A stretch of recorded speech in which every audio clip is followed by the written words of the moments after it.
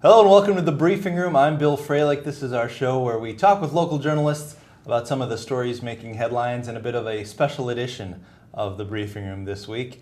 At the non-table with me, sitting here today, we've got John Flesher to my left, Associated Press contributing staff writer, reporter. John, thanks for coming in. Sure. Good to see you. And Jeremy McBain, the editor of the Petoskey News-Review. Thanks for coming in, Jeremy. Pleasure. Good to have both you guys here. A special edition this week because we wanted to talk more broadly, rather than just current events, but more broadly about journalism and the role that journalists play locally and in the world today. And these two gentlemen were quite honestly my first two picks for guys I wanted to have in. So we didn't have to go down the list because you guys had agreed to make an appearance. So thank you for coming in.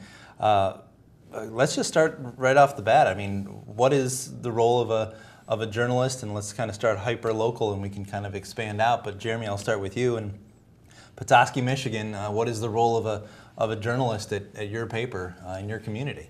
Well, the role of a journalist at my paper is to inform the community on current events that are taking place in their communities that will inform them and educate them about issues that are taking place, as well as things to do, places to go, people to see, kind of stuff. All about the community is the role of a journalist, is to really inform the public.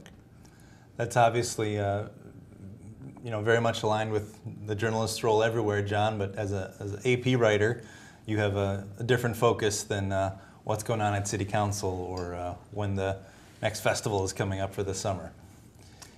True. The AP is a national and really international news agency. I'm one very little cog in a big wheel, and our role really very similar to what Jeremy described, but on a broader scale.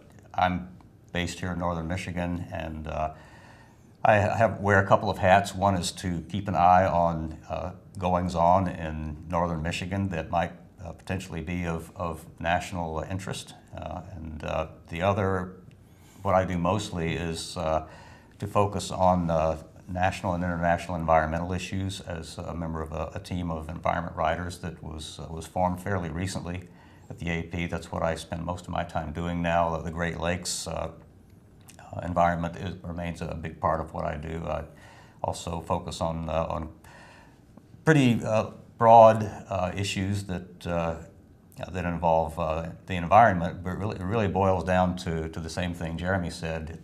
We're looking for things that people are interested in, that affect their lives, and that we think they ought to know about. And whether you're covering a single community or the world, really the standards that you use to determine what you think the news is are pretty similar, and it's a judgment call as to what you think people need to know about in their daily lives, what they would find interesting, sometimes entertaining, but always informative, and that's the daily challenge we face. Jeremy, I know that, for example, a lot of the things that John would write will end up in your paper or papers across the country, that there are local implications to some of these national stories that John works on, for example, that Petoskey will find interesting too, right? Yes, I mean the AP is a incredibly vital part to our newspaper in informing the public on regional, state, and national and world issues. Those issues are very important to our readers, as well as what's happening at City Council. So we like to accentuate our coverage with the Associated Press stories. And there are times where our own stories will be picked up by the Associated Press and moved out across the nation. That was my segue to you, John, was how important are the local reporters, either to the AP, contributing list of stories in a day, or stories that you may come across at a local level that you can say, hey, that's something that we may turn into a bigger story. Yeah, it's everything. The Associated Press is a very interesting animal. Our history goes back to the mid-1800s. We're the oldest news gathering organization in the world as far as we know. And the whole concept, it began in New York City with half a dozen or so new daily papers that were big rivals, but they understood that they needed to have some sort of middleman, if you will, that could gather news that all of them could use. And this was partly because the telegraph wire was coming into vogue then, and news was coming in from overseas, from the frontier and other places, and it was expensive at the time and just cumbersome to get that information. What was then the New York City Associated Press served as that middleman and supplied news to all of these different papers to use.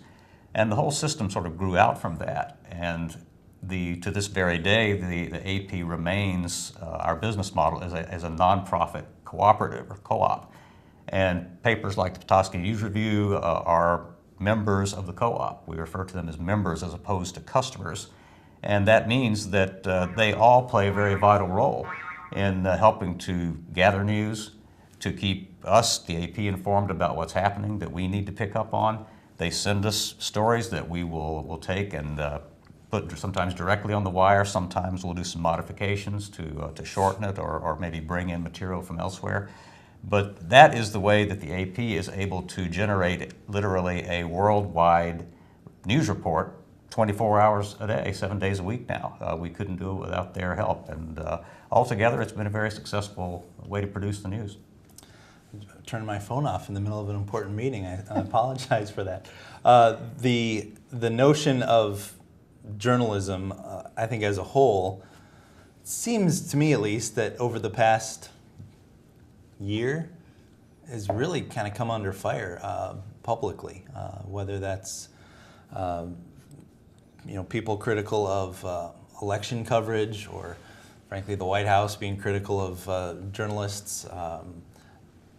People, we're hearing the term fake news a lot. What do you make of what's happening out in the world as it relates to journalism lately, and does it get under your skin a little bit? It feels exhausting, like a never-ending job in and of itself, really, to defend our own jobs to some people. Jeremy? Oh, it definitely gets under my skin. It's frustrating when you spend well over 40 hours a week doing a job, and it's constantly disparaged by everyone from the president on down to sometimes the little ladies getting coffee. But it is something, I mean, it comes with the territory as a journalist that, I guess, if everybody hates you, you're doing something right. In some way. But especially politically, especially both politically. sides hate you, then something's right. But it has gotten a lot worse over the past year, and that has a lot to do with the polarization of this country. And people seems to, and I also blame it a lot on social media too, because people seem to want to only believe the facts that support their theories on how the world works. And it's our job to go out and get all the facts. And sometimes those facts don't jive with what you may believe to be true. And we take hits because of that. And right now you've got a president that likes to use, as his own staff likes to call, alternative facts, which I don't know what that is, but facts are facts. But that's just how it is now, and it's getting even a little scary for journalists. The rhetoric that has been ratcheted up against us, where you've got people taking shots at newspaper windows with guns in Kentucky, to a candidate who's now was elected body slamming a journalist for asking him questions. It's ridiculous, and it's uncalled for. John, do you agree that things seem to have ramped up in the past year or so, give or take? Yeah, certainly to an extent. I mean, all of the examples that Jeremy offered are very, very real and concerning. I've been at this for a long time. I've been a journalist for 37 years now, and I've covered a fair amount of politics in my time. And there's always been some criticism. There's always been accusations of bias and that type thing from politicians and their their strongest supporters. We're big boys and girls, and we understand that this is, as you say, it comes with the territory to some extent. There have been some scary things that we've heard about. I think that ultimately, we have to trust the good judgment of the citizens of this country, and the job has gotten a bit tougher for citizens or news consumers, if you will, because there's so many different sources out there now that people can turn to on the internet and on television, radio, other places. And so really, I believe that it's the job of citizens ultimately to filter through and make good judgments for themselves about what to believe and what not to believe. We hear a lot about rights in this country. People like to assert their right to do this or that, which is fine because our system does guarantee rights to people, but with rights come responsibilities as citizens. And I think a part of good citizenship is being an informed and smart reader and listener and viewer of news. It is citizens' responsibility to look into the news, to take the time to become informed, and to use their own judgment and common sense as to what makes sense and what doesn't. We represent what is commonly referred to as the mainstream news media. Some people use that as a disparaging term, others not so, but what that means to me is that we have been around a long time, and we operate under a set of standards, ethical standards for gathering news and reporting news, which puts a premium on fairness and accuracy and balance. Sometimes people might not like what they read, but our job is to make the best judgments we can about what the news is and the extent to which it is news, and to report it again fairly and accurately. And there are other sources these days that don't have those standards. And the reader, the viewer, the listener needs to use his or her own common sense and discernment in figuring these things out and in deciding where they'll put their trust. Jeremy, I saw you nodding your head. Anything in particular you wanted to respond to that John said? No, I think what he said was right on. There are organizations out there that do not have the standards that we put in place as far as being fair and accurate and working hard. I mean, we work really hard to make sure that we are accurate as possible. Yeah, we make mistakes. We're human beings. Human beings make mistakes. We'll get stories wrong, but we get a correction in right away when that happens, and we admit to our mistakes. But there are organizations out there now, and the technologies of today, such as social media, have amplified those organizations' ability to get their information out that is not up to those standards that we live by. And not just those organizations, but then anyone who sees it can share it, and they can share it, and they can like it, and all the way down the line. And before you know it, an article that's not based in fact at all is shared 100 times with 100 people that you know, and everyone assumes it's factual. That's a big challenge. I was reflecting on my time in the TV newsrooms, for example, and having been accused of bias, especially in political reporting. Like we were saying earlier, if Republicans and Democrats are both accusing me of bias, I know I'm doing something right on that particular story. But as far as I was concerned, we didn't have time with our daily deadlines. We didn't have time to be biased or pick a side and try to advance an agenda. We got a story at 9 o'clock in the morning, and we tried to have it mostly done by 1 o'clock, and then start writing. I mean, there was just not the time on that local level that I think some people have this grandiose vision of us, twiddling our thumbs and plotting in the corner of a room every day. You find that a fair statement as well, Jeremy? I think that's a fantastic statement. We really do. Yeah, we don't have the time to there's no grand agenda that we have to put out some sort of political side to it. We've got to get both sides of it. We've only got so much time to be able to do it, and it's yeah. I think you hit the nail on the head in that one. I do think, I don't want to make this an entire rah-rah session for journalists, because I do think there are some out there, and some very much in the public eye, that are not fair and balanced, and that are biased, and that let that bias show.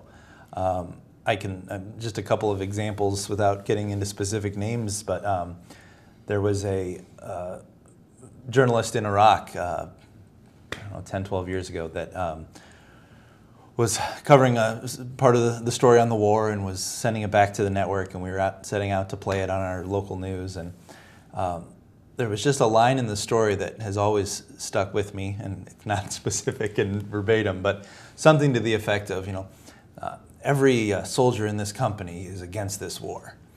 And as soon as I heard that line, I just knew in my heart, I don't think that's right. You're talking about dozens, if not hundreds of soldiers. There's no way that journalist went tent by tent and surveyed every single one of them.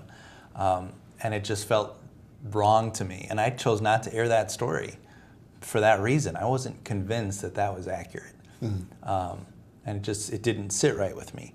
We have network anchors and hosts of shows now who have worked in a White House for a president, who have worked on campaigns before.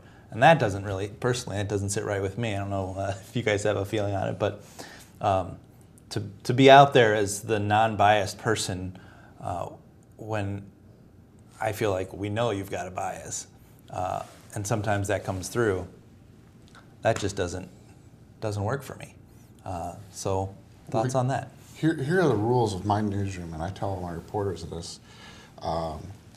Once you become a journalist for me, you cannot take part in any political campaigns. You cannot donate to any political campaigns. You cannot sign any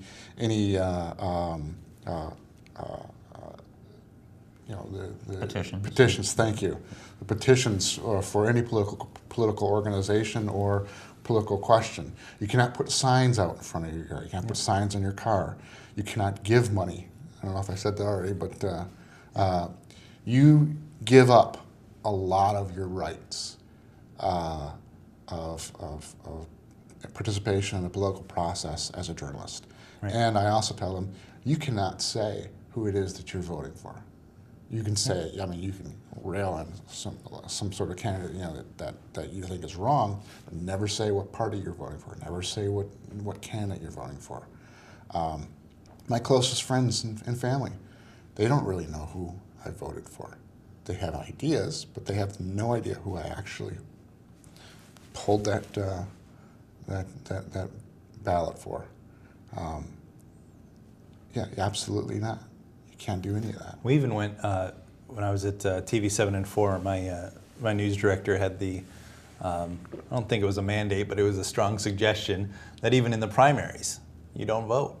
Not because we don't want you to exercise your right to vote, but because in Michigan, you have to declare when you walk in if you want a Democrat or Republican ballot.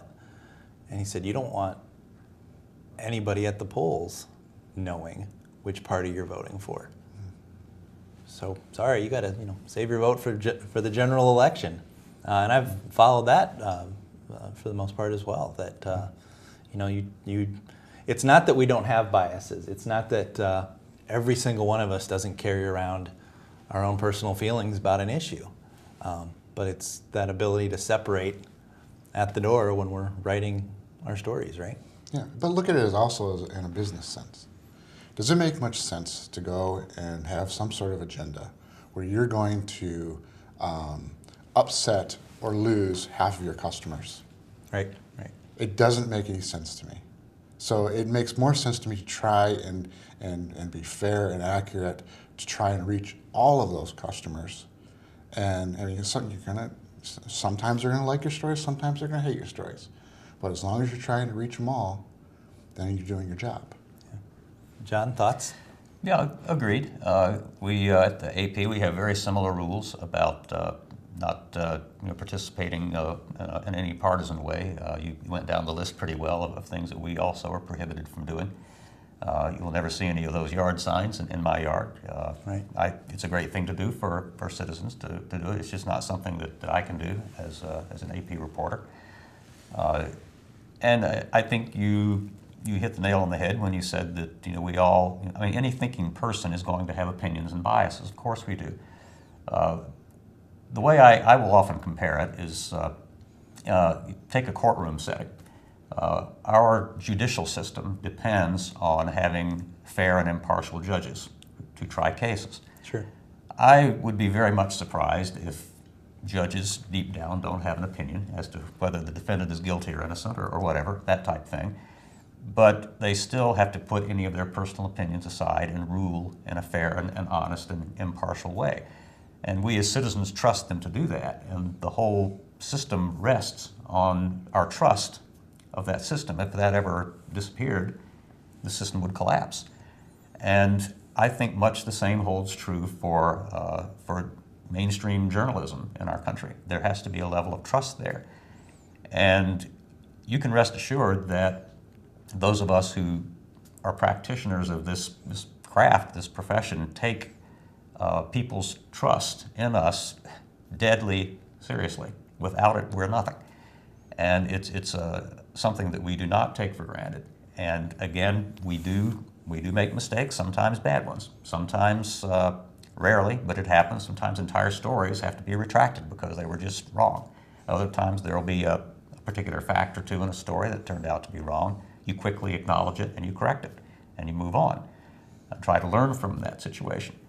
But by and large, for us, our everything that we have is based on our credibility, and so we work very hard to protect that and maintain that, and being fair and being dedicated to truth and accuracy is the only way to do that. You remember the first or a big mistake that you ever made? We just made one.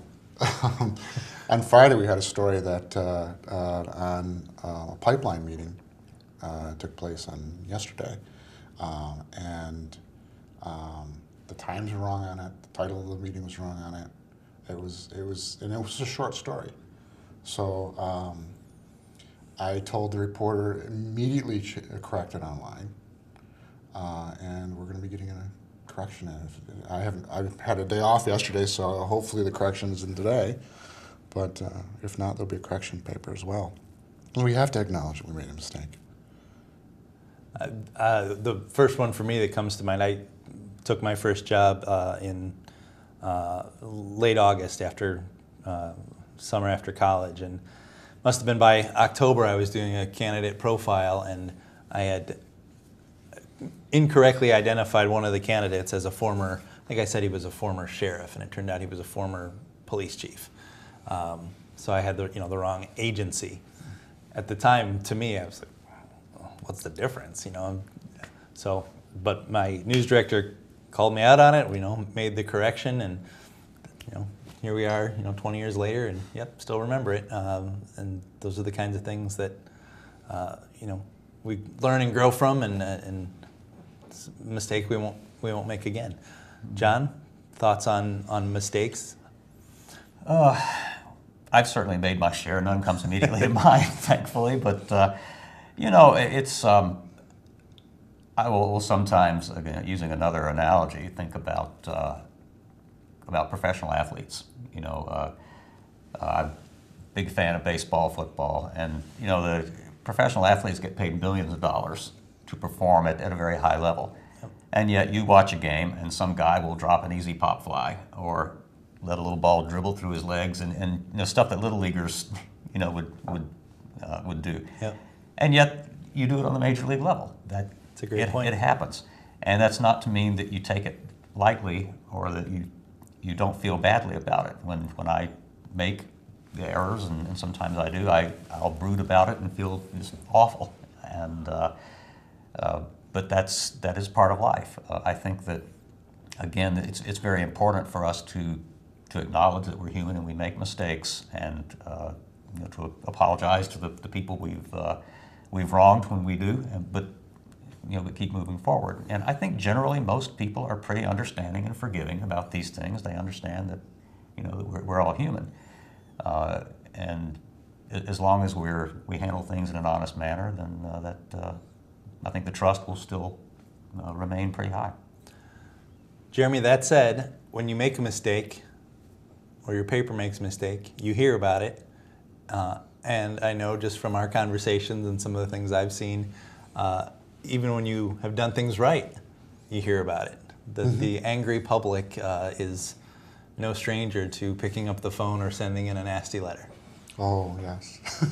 And we can take another hour on that topic as well, but share a few thoughts or anecdotes with us, if you would, about just the public's interaction with you as an editor. For the most part, the public, when they call me, they're polite and firm.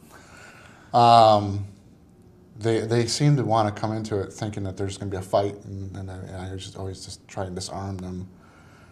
Oh, you know, I'm sorry, we made that mistake. We'll take care of it right away. And they still have a 5-minute speech prepared. Yeah, they still have a 5-minute speech. But there are other times where they'll call in and it's something we did right, you know, and it was right, but it goes against the facts that they think are correct. Usually, this happens a lot with crime stories, where we'll get a report from the police, and a person will think that's not what happened. You know, I was there, I saw it, and that's not what happened. I'm sorry, but this is what the official record is saying to us, and right. and they'll start screaming at me, and you just kind of hold the phone away a little bit. You just take it, really, and thank them for the day. You get some angry folks, threats of violence sometimes. Not so many threats of violence against me. Some people who I've had times in the past where I had a guy who was going to come down and teach me a lesson, and then you know, I came down and found out that I'm not a small guy, and look, mister. Yeah. And so he backed down right away. I've had mostly people threaten to sue me a lot of times. I was going to talk to their lawyer, and that never comes to fruition. Yeah. I wanted to ask both of you, too, about freedom of information and FOIA, and I don't know how regularly either of you rely on them for your coverage, but as much as that's, I think, a good thing conceptually, and I feel this way about HIPAA, the Patient Privacy Act, too, but as much as those are good things conceptually, I feel like in a lot of ways those have really slowed us down in reporting, that in some ways they've become an obstacle, that government agencies have used those as a means to delay or not provide information. And the most simplistic example I can think of, just at the very basic level, is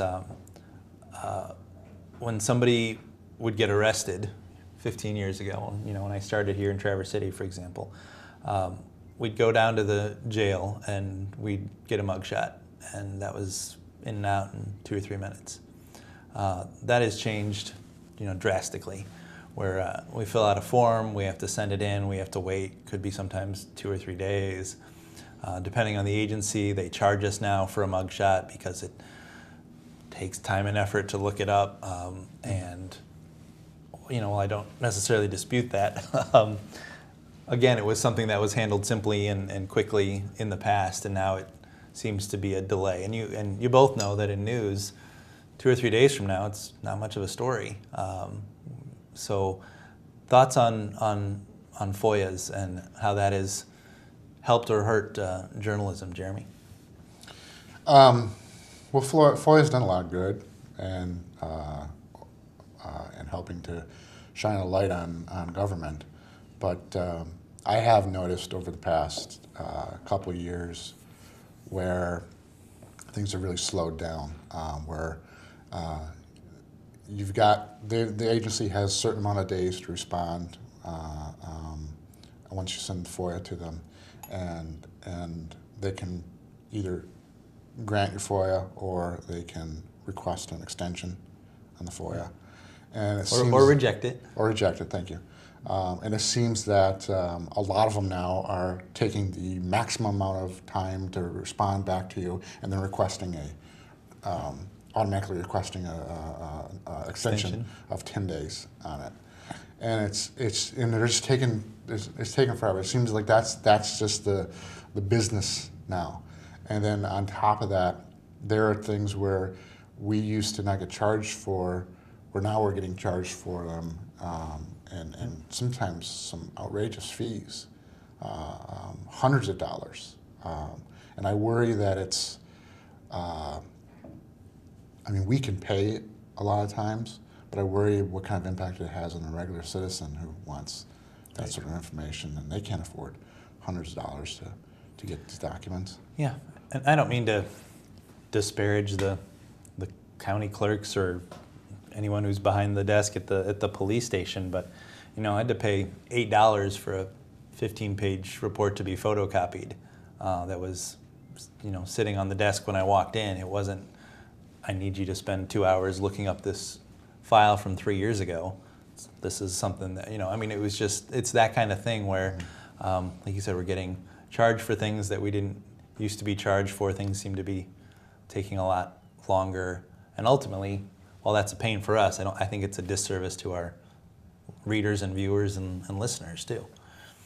John, thoughts on FOIA? I don't know how often you use those in your environmental journalism. A fair amount, although typically the types of Freedom of Information Act requests that I will make are going to be pretty complicated anyway. I'm putting some pretty big databases and things like that, and so it does take a lot of time. I can't say that I've spotted any particular trends one way or another. Usually the agencies I'm dealing with are on the federal agencies, things like that. It can take a good bit of time to get the material, but typically the costs that are assessed, if there are any, are pretty reasonable, and you can do some negotiating to try to get them down to reasonable levels. But I mean, I certainly hear the kinds of complaints that you're talking about, and it's an important thing that the people, citizens, be able to get the material they want. You do hear some complaints about FOIA abuse, the idea that there are certain regular citizens who just every day are firing off FOIA requests somewhere and sometimes making really outrageous demands that can sort of gum up the works, and so that may figure into it as well. I don't really have enough expertise in freedom of information law to know the extent to which that's a problem and maybe contributing to some of the issues that we're talking about here. But certainly the law itself is tremendously important for not just for journalists, but for a functioning democracy. There was a case, well, I don't remember when, probably within the last couple of years, but it was a crime-related story where we wanted 911 recordings, and the prosecutor denied our request, saying it was still part of an active investigation. And I didn't pursue that, I didn't fight it, I didn't make a stink. I know there are a million nuances to every case and every story, but that was just another example of just this personally frustrating thing of, this is a major story. We had I think, if I'm not mistaken, in this case, a woman's life was on the line. This 911 call was, as far as I was concerned, pretty relevant to the story. and it was something that was about to come out in court. It was about to be, played at a hearing or in trial, and to be rejected because it was still under investigation was just so damn frustrating. Could have fought that one. I probably could have, but it's that type of thing that sometimes seems to be this protective coating over some, I don't know, elected officials or law enforcement or whomever, that, well, I don't have to do that right now. I can request that extension, or I can make you wait, or I can charge you more money, or this is still ongoing, so we're not going to comment. I mean, that's unrelated, but that happens a lot too, and that's, as a journalist, that's frustrating to me too, to hear, well, we can't talk about that because it's still ongoing. Well, that's why I want to talk to you about it, because it's something that's ongoing. Thoughts on that? I'm sure you've encountered those types of things before too, Jeremy. I've encountered that often, and I generally fight those. And my response usually back is, okay, well, you can redact out what it is that is under investigation still, but I still want the document. Right.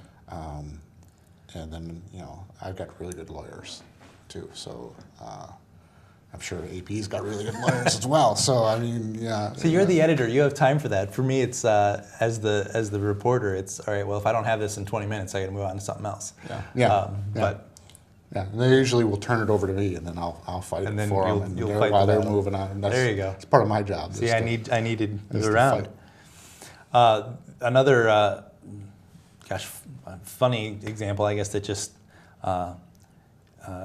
came to mind, and Jeremy, you can probably talk about this more than John maybe, but the training for new reporters that work for you, especially if, I don't know if what your experience level is when you hire somebody, but especially for people who haven't had a ton of work experience coming in. But there was a reporter I was talking with a few months ago about a story, just on a professional level, and the response to me in discussing whether or not this was a story was, well, so-and-so didn't call me back, so there was no story there. We had to drop it and move on.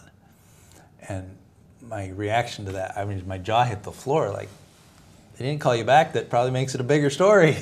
There's got to be there's some learning curve, I think, for all of us as we get into a new job or into journalism in general. But what kind of entry, training, boot camp type thing do you go through with your staff in terms of new reporters coming to journalism?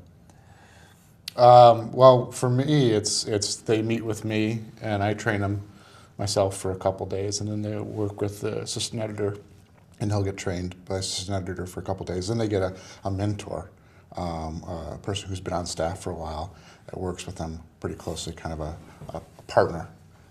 And I also invest pretty heavily in training programs, bringing in consultants to help train, and for Freedom of Information Act, for writing, we actually my company is very good at that. A lot of companies are cutting back on that kind of stuff. We're not really doing that. So they get with my company, they get a lot of on-the-job training, and a lot of hand-holding, I guess you could say at first. But again, it also depends on the time of year. Like, I've got a reporter coming in the next month, a new reporter, and this is going to be coming in right during the summertime. So they probably won't get as close of training as a reporter that comes in the winter. In the winter, yeah. But thankfully, this reporter's coming in, has got a lot of experience already, so I don't anticipate them needing a lot of hand-holding. John, how often does the AP hire a reporter, or how does one become a writer for the AP? You've still got, 10, 15 years left before you're ready to retire. So, who knows? It's not something, to be honest, I know a lot about. I have never been an editor or a person in position at the AP to do any hiring. The last time I was an editor, I was in college, college and newspaper. I do know that we look for people who have some experience in daily journalism and good track record. People have done some very good work, and there's a process they will go through to get hired. When I began, I was in Raleigh, North Carolina, where I went to school and near my hometown, and I started out in our bureau there and was there 8 years, and then moved to Washington, D.C., and finally came out here to Traverse City, and it was sort of a process where you begin learning basically how we work and the basics in reporting and editing and rewriting and things like that, and then you gradually will move on to other tasks. It's just a matter of getting the basics and getting experience. And of course, a good education in journalism or some other degree. Mine was in English, but getting experience in one way or another is very important. Journalism is a craft, and you learn by doing, and it's very much just taking the ball and running with it to learn how to do it well. I want to ask you both what your biggest challenges are on a daily basis, but also what you love the most about what you do. And maybe that's the easier place to start. Jeremy, what do you love most about journalism and/or working at the Petoskey News? I love when people say, "I didn't know that until I read your paper." That's what I love the most about it, is being able to inform people. I get anything from what's happening at City Hall to a new festival that's coming up. I love being able to inform people on their communities. That's a great answer. John, what do you enjoy? Yeah, I love that answer too. Being able to come up with something that people have not heard about that they think is important and that they're grateful to find out about. I am ever since I was in high school, I wanted to be a writer, a storyteller in one form or another, and just being paid, being able to earn a living, going out and learning about things of importance and telling people stories is, I just think, is a wonderful privilege and an honor, and I'm very grateful that I've been able to earn my living that way. I am grateful to the AP for giving me an opportunity like that, but also to people who read and do care about what's happening in the world around them and are willing to put down the money to subscribe to a paper or to take the time to read about what's happening, because there's so many distractions nowadays. People are busy, and it's sometimes it's a little disheartening to hear so many people say, "I never read the paper. I never pay any attention to the news." That's forget our business interests in it, but just as citizens of the country, that's not a very nice thing to hear. And so I'm grateful that there are still so many people who care and who are willing to hold us to high standards. That's important. I don't ask for people to just shrug off when they see something that they don't like or that they think is unfair or inaccurate. They should hold us to high standards and hold us accountable just as we hold people in government and in business accountable. So it's a symbiotic relationship, and I'm very happy to have been able to have a career in doing this kind of thing. My parents had, and my mom to this day still has, this habit of sending me newspaper articles. And I was going through the garage the other day and pulled out a big file folder of stuff my dad had sent on, finding your first job and nailing your first interview. And I think I told you at one of our previous conversations, John, that I would get some articles from my parents here in the last few years about the Great Lakes, or they would say, "Hey, there was this article about Traverse City in the Denver Post," and oftentimes they would have your byline on it. And that was funny to me. It was like as if I hadn't already seen it, but it was great to be able to share that bit of journalism, that writing, that article back and forth. That outside of our little bubble here in northern Michigan, that other people in the world are getting and seeing it too. So yeah, that's great and rewarding. Jeremy, biggest challenge in journalism today? The biggest challenge is trying to convince the public, increasingly skeptical public, that we are still doing our best to be as truthful and accurate and fair as we possibly can, with such powerful figures in government telling them otherwise, and in light of other sources out there that are not to that level. I think that's the biggest challenge. Yeah. And it's, correct me if I'm wrong, but that's not something you can sit down and devote a lot of time to separately, other than continuing to do what you believe you do well, right? Yeah. John, how about you? Biggest challenges in your mind? Well, I think you said it pretty well for both of us. That certainly, the dealing with the skepticism is a challenge. I don't know if there's a single biggest one that I confront. I think all of us in the mainstream media, or the what you might call the paid media, those of us who make it our profession, do have financial challenges that we have to think about.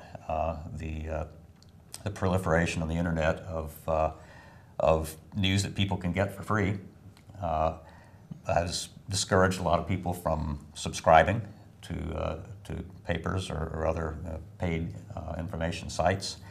The advertising dollars have shrunk in many places, and it's been a real challenge for those of us who produce news to be able to afford it. And what people have to understand is that producing genuine, credible, well-researched, well-reported, well-written news, along with the photos and video and things that are a part of that, is expensive. It takes time. And you need people who are trained and well-educated and experienced and know what they're doing. And so certainly it's a challenge to all of us to be able to afford to keep doing what we do and to produce news that's of a high quality.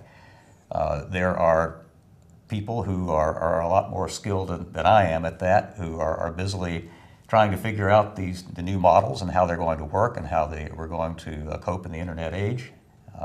But that is something that we do need to figure out, and that I think both us in the business and the citizens who are consumers of what we do and who understand its importance need to work together to make sure that we're able to keep doing that.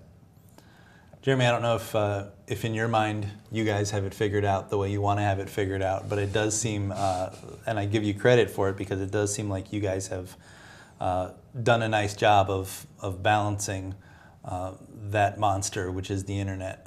And we've talked before on the show about, TV news basically gives it away for free, both on the airwaves and on the internet. Whereas 15 years ago, as a reporter, we weren't even allowed to use Facebook. We weren't even allowed to spend any time of our workday on the internet when I started in this business. And newspapers have battled and struggled everywhere with the notion of, do we post this for free? Do we charge? Do we stop printing an actual hard copy? Just real briefly, how have you guys done it, and how are you trying to find that balance, as John mentioned? Briefly? Yes. Because we're out of time. You have 20 seconds. That's a big issue. That's a whole extra show. But I'm glad that John brought that up, because Yeah. the business model is in flux right now. And that's what I deal with a lot, is trying to figure out the business model. And we have created the two different teams, a print team and a digital team, within my own newsroom, to create high quality on both print and digital. Because you have a print audience that really wants high quality, and you have a digital audience that really wants high quality too. And if you do try and meet both audiences with this one reporter, you're going to get watered down stories that just aren't to their level, and you're going to get more errors too. So we split the teams, and we were able to get both the quality and the amount of stories we need on both print and digital. And we're able to do with digital a lot more unique things, such as using augmented reality, using 360 virtual reality cameras, using drone that we have, using videos, podcasts, you name it, we're doing it. It's a small paper. So what we've been able to do is we've been able to create an audience that is huge now. We've got, if you combine both our online audience and our print audience, we've got the largest audience in the history of the Petoskey News-Review right now. Wow. Now comes the challenge. How do I monetize that? And I'm trying to figure out now, what do I put up a wall for certain things? Do I put up where you have to be a subscriber to read certain things? And if I do that, what is it that needs to go behind that wall? Right. I don't have the answers to that yet. I have some ideas and things we're going to try, but I don't have solid answers yet. And if I did have solid answers, I would probably be living in the Caribbean. I have a couple yachts. Doing something other than Petoskey News. Yeah. Yeah. But right now we're trying things. It's in order to succeed. I think now for the business model, I think you have to have people who are willing to try new things and to try them fast and be prepared to fail fast and try something else new. Yeah. But I just got called this the other day by a reporter that was interviewing with me. He said, "I've heard that you're quite the swashbuckler when it comes to the business." So I'm a little different than some of the others out there in that, and trying these new things. Yeah, and you have been, and you guys do a great job, and I mean that. So thank you for those efforts. I know we've talked about that before, of whether a paper lets you have 5 articles for free or 10 articles for free, and then you have to start paying to subscribe, and that's that sweet spot, I think, that you alluded to, that everyone's got to figure out where their wall is and who's going to pay for it. Because as John said, it costs money to produce verifiable, good reliable journalism. It does cost money to do it. Even television news, it costs money. Your advertising helps pay for that, and you have to have a model. You have to have a business model in order to make it work. Well, Jeremy, thanks for coming in. I did notice that when I said you have to decide how to build the wall and who's going to pay for it, you just let that one go. I did. That was well done. That was well done. Gentlemen, thank you both for being with us. It's an honor to have you. John Flesher from the Associated Press, thank you. Thank you. Good to have you. Jeremy McBain from the Petoskey News-Review. Thanks to you, sir. Thank you. Thanks, everyone, for tuning into this special edition of The Briefing Room. I'm Bill Froehlich.